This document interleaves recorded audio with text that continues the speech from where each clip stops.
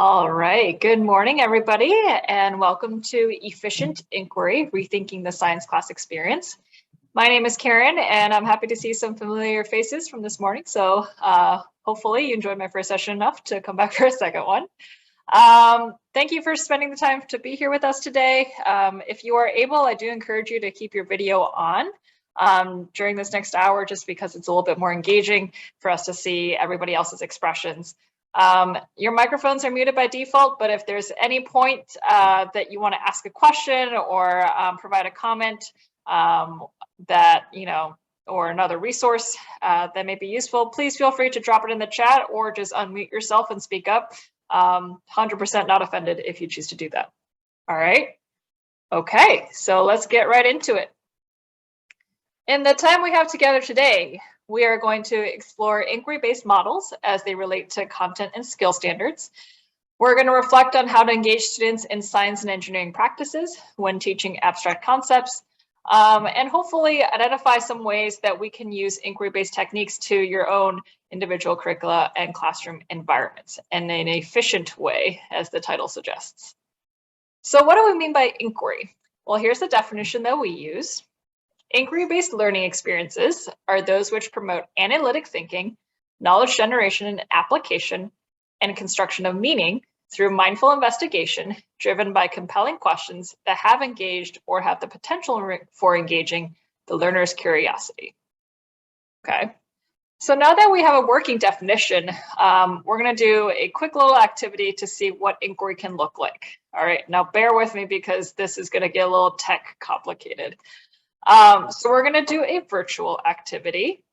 First, I'm going to show you a preview of the simulation that we're going to use. Some of you may be familiar with it.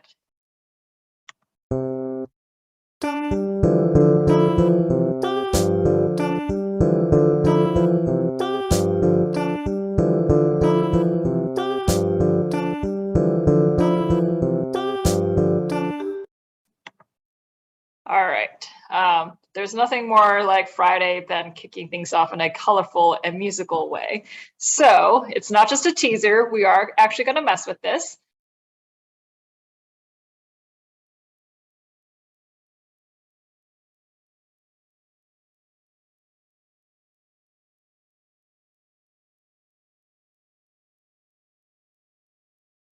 All right, so what you guys just went through is a really simple example of an inquiry-based activity, right?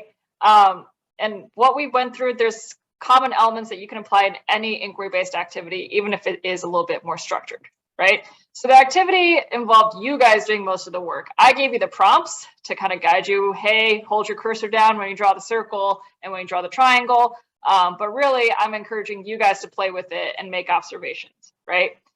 Due to our time and modality constraints, I gave you very concrete steps of the 3 things I wanted you to do, but you could easily modify it, right? Where playing that video at the beginning and then having students explore and design their own procedures, right? If you had more time.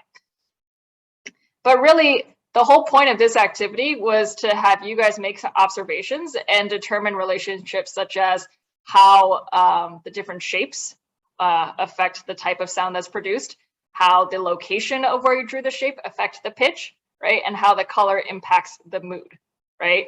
And again, you can see that this is just one example of how you can take, one resource or one material, and really the sky's the limit in terms of, do you want to make it a very structured activity, or do you want to open it up and have students design their own procedures to test their questions with this? All right. So again, great rainy day activity if you want to find a way to plug it into your own classroom. So why inquiry, right? So the visualizing sounds activity, or the Kandinsky Chrome Music Lab activity I had you guys go through, is just one example of how inquiry-based learning allows students to take a more active role in their learning, right? And we know that inquiry-based learning can help increase understanding, retention, and application of concepts, as well as critical thinking and problem-solving skills, right? And the challenging part is, how do we find a way to build it in? Because I know for me personally, finding ways to design inquiry-based activities, or having tried out certain ones in my classes, they can take up a lot of time, right? And so that's why I wanted to focus some suggestions on what do I mean by efficient inquiry, something that you can reasonably do in a class period, that your students aren't just lost and then you spend several class periods trying to remediate what just happened, right? So we're going to look at 3 different ways you can incorporate inquiry into your classroom, right? These include using inquiry to introduce a concept, to explore a concept, or to apply a concept, all right? And we're going to start by looking at some ways that you can use inquiry for concept introduction, okay? So the main way you can do this is by giving students opportunities to explore content before a formal lecture or lesson, right? You can obviously follow up with discussion and direct instruction as necessary, but the idea is to give students some more engagement and agency over what they are learning, right? Whenever students are working through this, right, since it is theoretically new to them, I encourage you guys to kind of just walk around to each group, kind of listen to what they're saying, and then kind of prompt them with questions if they kind of get stuck, right?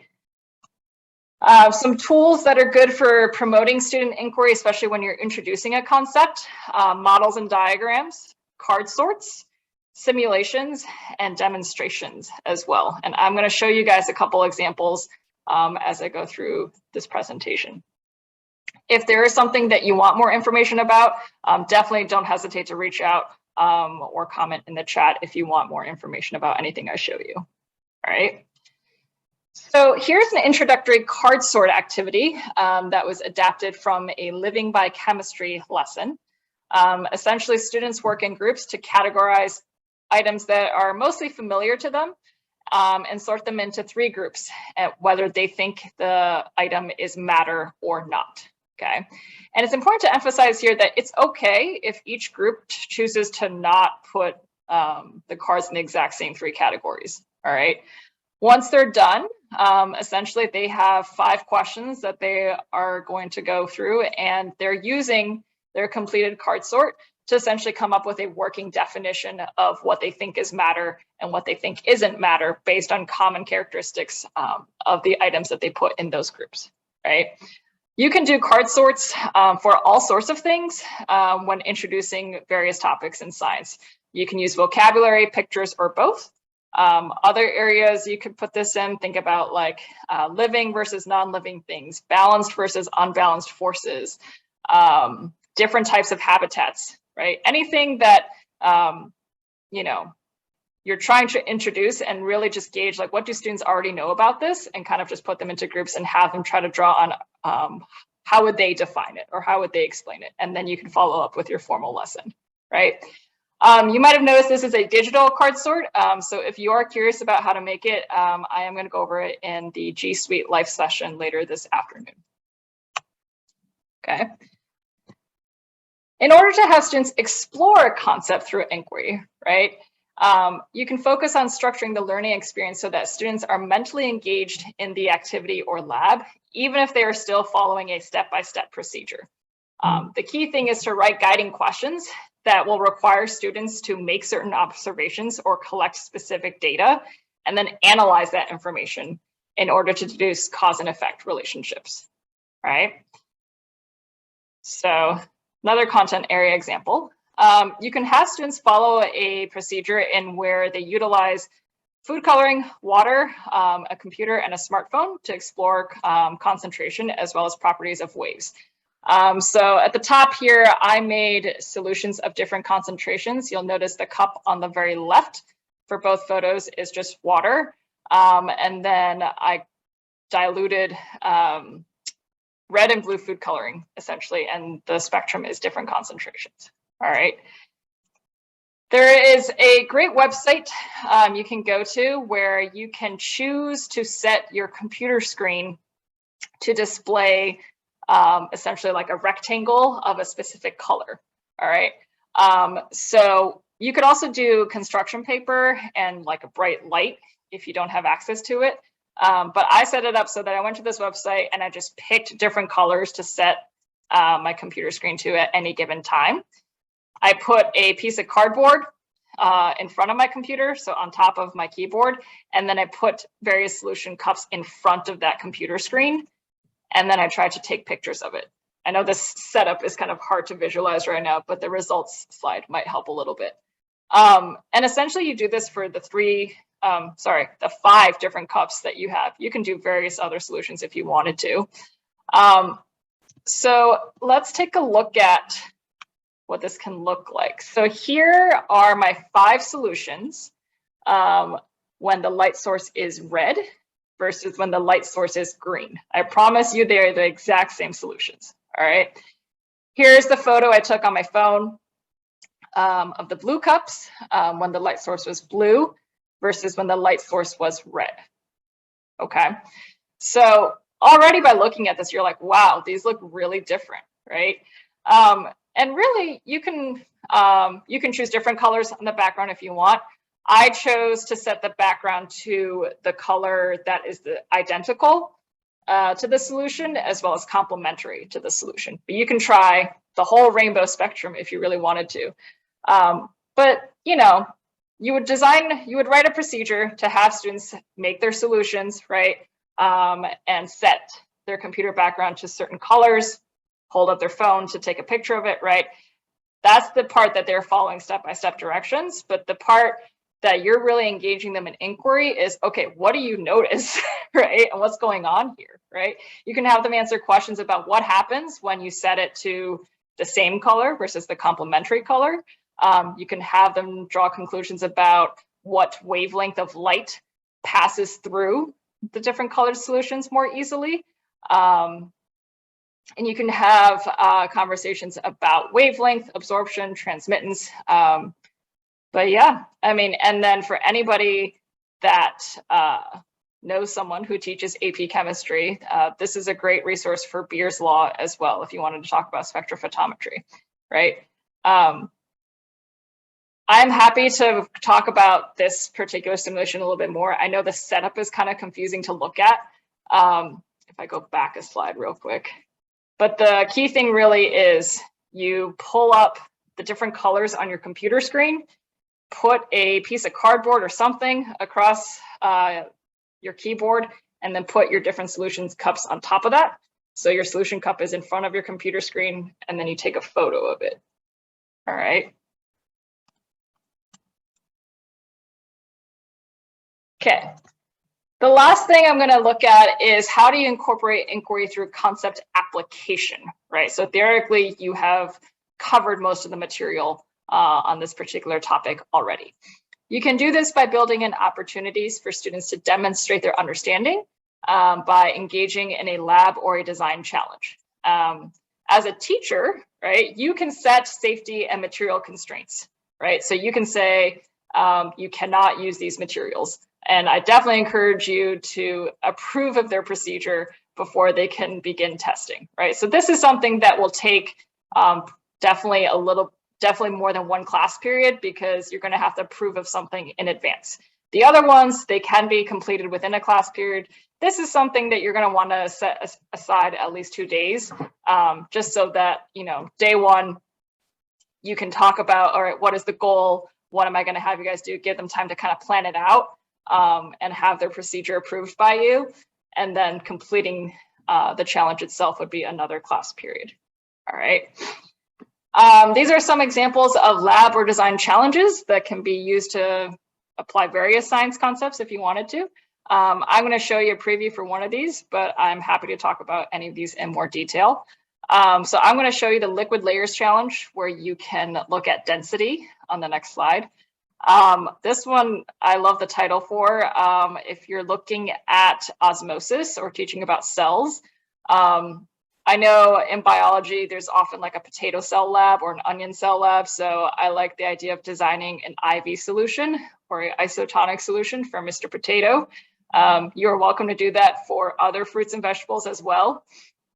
And then you could also give them a biomimicry design challenge, right? Maybe you want them to design the stickiest Velcro thing. Maybe you want them to design a brown paper bag that is going to be the strongest and is not going to tear even if they put something wet or frozen in it.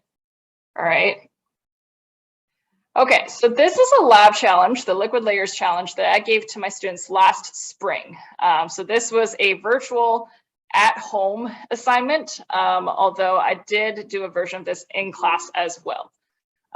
So the instructions were pretty vague in the sense that I gave them the objective and I gave them what you're allowed to use, right? So at home, they were told to only use sugar, salt, water, and food coloring to create a layer of liquids in a clear container, such as a mason jar or a drinking glass. And the criteria essentially that they submitted, they had to have at least 3 distinct layers and try their best to use the same volume of each liquid. So you can't just say, oh, I put a drop of red food coloring on top and call it a day, right? So those who submitted using a mason jar was a little bit easier because they had lines to follow, right? So here are some photos of what students had submitted, right? I had them just submit a copy of the procedure, photo of their final product, and the key part that I graded was their reflection process. What was the trial and error they went through? How did they approach the task in the beginning? What did they have the most difficulty with? So I really emphasized like the actual process and the reflection. And then I had a couple questions that were related to how does this apply to the concept of density, right? The most common thing that students wrote about was how they knew what they were supposed to do, that they understood the challenge, but that executing it was a lot more difficult than they thought it would be. Most students realized pretty early, oh, okay, the thing on the bottom has to be the densest, right? A lot of students wrote how they were surprised by how different they actually had to make the 3 layers. So if you just put like 1 scoop of sugar into one solution and then like 1.5 scoops into the second one, and then you pour them in the same container, they just end up mixing together. So that was one thing that came out, was just how different you actually had to make the densities, and also how you had to be very, very careful with how you layered it. I enjoyed reading about all the different ways students said they tried to get them into the glass by tilting it, using a straw, like all sorts of things. But it was fun to talk about because, you know, unlike if you were to dump like oil and water in a cup where they kind of separate out really, really rapidly, this is something that you had to be a little bit more fine-tuned with in terms of your method. So if you teach density at all, I encourage you to try out this lab challenge. I will warn you, it can frustrate your high achieving students because it is something that, again, on the surface, it's like, oh, okay, you want the densest thing at the bottom, the least dense thing on top. But unlike other density columns that they might have created before, where the liquids kind of separate out very naturally, this is something that they're going to have to kind of play with to get the densities to be very different, and also to be creative with how they layer the liquids in that container. All right. Okay. This might be a little bit of a repeat for those of you from my first session, but I promise it's a different activity. I always emphasize using science activities with materials that students are likely familiar with. I really think it's important for students to look at how science applies to them in their everyday lives. And I also think it's important for teachers and students to not have to purchase really, really expensive materials to try to explain something, right? So I really like the idea of kitchen science and making it as rigorous as I need to for my classes. All right. So one simple inquiry activity you can modify is to have students explore the idea of waterproofing. This is a template that I downloaded online, and I like that the procedure is very straightforward. One says, leave me uncolored. One says, color me with crayon.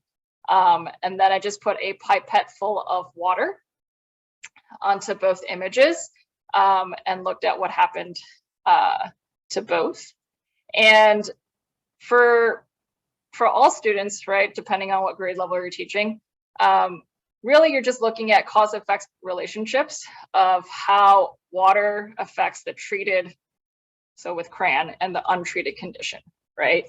So older students can apply the definition of hydrophobic, hydrophilic to explain the results. Your more advanced students can be tasked with like explaining how the molecular structures are impacting these. But in all cases, you're trying to have them relate to how hydrophobic, hydrophilic might impact things around them. So the reason why it's a feather, right? It's like if we jumped in the lake or in the water, we'd get wet, we'd be very cold, right? So how do birds stay dry? And so this is, you can print out a bunch of different templates. I've seen a polar bear, I've seen a penguin, whatever it is that you want to do to kind of just really drive home that visual effect of how treating something with something that's a little waxy, and then having them relate to, okay, how does this relate to how animals project themselves from being wet? Oh, and here's my final photo. So you can see that the one on the left is just completely drenched. And if I tried to like put my pencil on it, I would completely poke a hole in it. The one with crayon, you can feel a little bit of wetness on it, but for the most part, it just dribbles right off as soon as you lift up the piece of paper. Okay, so we looked at some different types of inquiry activities. We looked at how you can plug it in into different points. So if you're looking at one lesson only, right, putting it as an introductory activity, such as a card sort, or having students work, answer questions based on a demonstration, or if you wanted them to explore, right, the color activity is something you can definitely fit into one class period. Application, so 2 days or more, right? So the last thing I'm going to talk about is how do you actually go about designing them, all right? And I'm just going to kind of go over a general set of guidelines and how you can create or redesign activities that you're already using into one that follows a learning cycle approach for inquiry. So the first thing you're going to want to do is identify the target concept that you're trying to teach. All right. General advice is that it should be a big idea or a concept and not a skill. You should not try to get students to learn their times tables through inquiry necessarily. Okay, once you have your target concept, the next thing that would help is to write a problem statement or question that can be used to introduce the activity to the students, right? So generally, if they are going to answer that question, that should lead to the target concept. So for example, for the crayon activity, I can be as generic as how do different substances interact with water? If you want to be more specific to animals, you can say, how can we determine the best material for waterproofing? Or how do animals in the lake stay dry? Whatever it is that, based on like how specific you want to get, but something about properties of water, right? The next thing you're going to want to do is think about what data or observations students need to collect in order to explore that concept. And then once you figure that out, write procedures that will guide students to collect that data. All right. Now, if you're doing the application side of inquiry, they would be trying to design their own procedures. But in general, if you want to kind of take baby steps and to kind of make use of your class time a little bit more efficiently, it's okay to provide students with a step-by-step guide of what it is that you actually want them to do. Finally, you're going to need to write questions that have students analyze the data and observations they've collected, and then kind of help them kind of synthesize that together to lead them to their final target concept, right? So if we think about our crayon activity, they're going to follow a procedure, pretty generic one, on treating paper or not and looking at how much the paper gets soaked. The analysis questions can have students simply look at how treating the paper with different materials impacts how wet it got, how strong it is, and then they can determine which material is most and least attracted to water. Okay. Some post-activity application ideas for you all. So learning shouldn't have to end just because they've stopped collecting data, right? If you wanted to take any of this further, right, you could have students apply the new concept in a different situation. So for the crayon activity, right, even though they just colored in a feather and put a pipette full of water on it, answer some questions, you could ask them to think about, okay, how can I design a stronger brown paper lunch bag so that it doesn't break when I pick it up because, you know, the apple I packed in there was wet, or because I had a frozen yogurt in there that was wet. So you can think about having them look at different brown paper lunch bag designs. I know some of them actually already come with a waxy coating on it. You can ask students to explain the concept by visualizing it or modeling it at the molecular level. So for the crayon activity, you could simply have students draw how water interacts with the treated versus the untreated paper. I really like drawing just because, especially for something really abstract, it really kind of puts that visual in front of you, or that visual representation in front of you. Another extension idea is to have students pose an experiment that they could answer questions related to the new concept. So in the case of the crayon activity, you could have students pose additional questions that they have about waterproofing and suggest a possible protocol that they could use to test that question. All right. And again, just because they are asking questions or trying to apply it to a new situation, it doesn't mean that you have to spend time conducting that second experiment, right? This can simply be a post-lab question that you tack on to that activity. All right. Okay.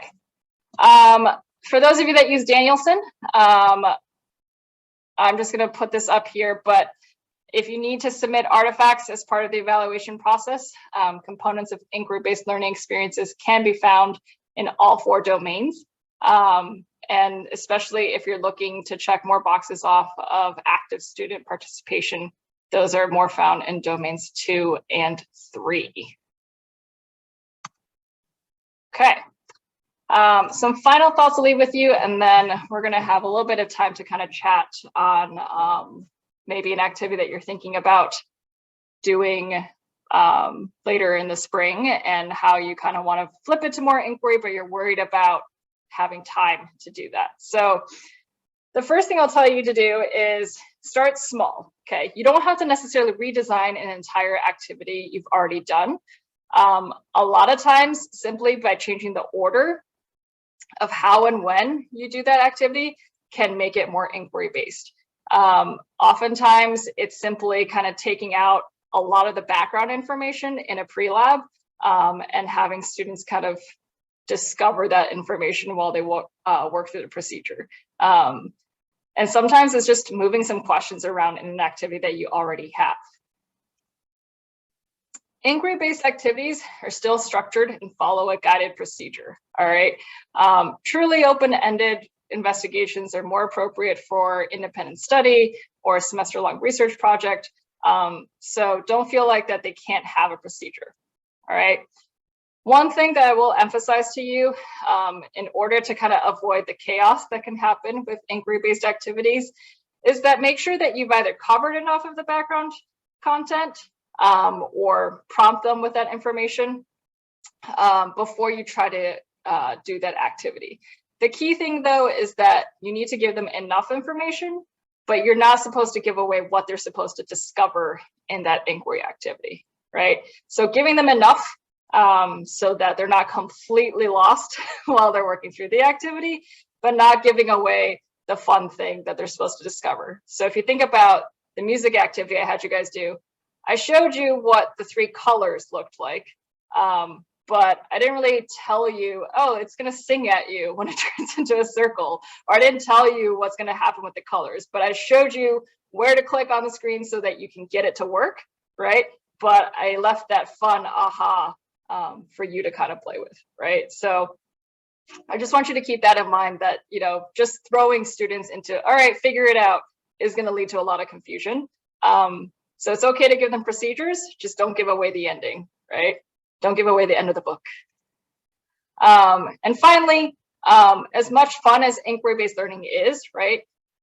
We shouldn't hold our students responsible for discovering everything on their own, right? There's still value in direct instruction, as definitely not all learning outcomes, especially skills, are appropriate to be learned through inquiry. So like, as someone who taught chemistry, I definitely show my students, not through inquiry, but through direct instruction, how do you use a graduated cylinder, right? How do you tear a scale and measure different materials. That is fine. That is a skill, right? That they need to practice. Concepts are definitely a little bit easier to work into inquiry-based learning. All right. And so I'll leave you with a prompt that is often used in inquiry. What do you notice or what do you observe? And why do you think this happens? All right. And hopefully that kind of just inspires you to think about, okay, how do I build it into just a single lesson? And we have a little bit of time to talk about this as well. So I want you to think about something that you plan on doing later this year, right? And either a lesson, activity, or lab that you normally don't do as inquiry. And think about how can you modify it so that is a structured or guided inquiry activity with your students. Keep in mind that it does not have to last a full class period. I've done intro inquiry activities that take about 20 minutes, and then we spend the rest of the class period kind of in a more either direct instruction or they are practicing or just other notes. So don't think that like if I have to do inquiry, it has to last the whole class period. The matter card sort that I showed you is not going to take an hour, right? And it's okay. Just give them 20 minutes to kind of explore, and then the rest of the class period, you can do something else, right? References. So if you want the Chrome Music Lab, they have a bunch of different ones for wavelength. The Kandinsky one was the one that I had you guys play with. If you want a more detailed blog post for that color with the different wavelengths on your computer, that is the fourth one down, using your smartphone as an absorption spectrometer. And then the bird's feather waterproofing template you can download for free through Sierra Nevada Journeys.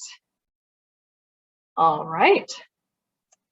And that's it that I have for you guys. I did want to leave some time at the end, not just for you guys to fill out the eval forms, but if there is anything that's like on your mind, you're like, man, like I want to do this as an inquiry activity. I just don't know how to fit it in. You know, I kind of want to leave that space open, whether we want to talk about it together or if you want to put it in the chat. I'm not sure what everybody teaches in here, so it may be a little bit tricky, but sometimes you get great ideas from people who don't teach your subject area. All right, so that's the time that I wanted to leave at the end. If you have to go, I totally get it. I know it's a packed day.